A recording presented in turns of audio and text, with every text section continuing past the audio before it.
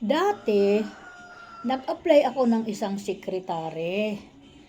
Ang problema lang, hindi ako marunong eh. Hindi kasi ako nakapag-aral eh. Hindi ako pinag-aral ng aking mga magulang nung araw kasi mahirap lang po kami. Ngayon po, mabuti na lang, nakakita ako ng worth na maganda talaga na mapaglilibangan. Malilibang ka talaga. Pati mga kasukasuan mo ay malilibang, magagaling, re-relax. Dito po sa social media natin ay mga nagtayo ang atin mga busing ng mga magaganda. Iyan po ang TikTok, iyan po ang YouTube, iyan po yung Reel, Facebook feed. Wow!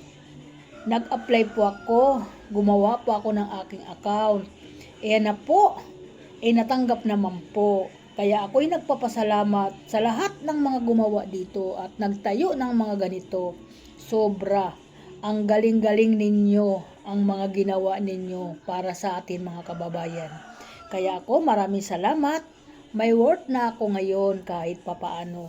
Kahit hindi po ako nakapag-aral, ay hindi po hadlang sa atin yan. Basta't masipag lang po tayo, matyaga, may pangarap, kaya po natin yan panindigan yung ating buhay. Kahit papaano, maganda pa at nakikita tayo sa lahat ng atin mga kababayan, buong mundo tayo nakikita. Yun po ang pinakamagandang word sa atin. Thank you po sa lahat ng mga idol. Maraming salamat. Thank you. Good morning.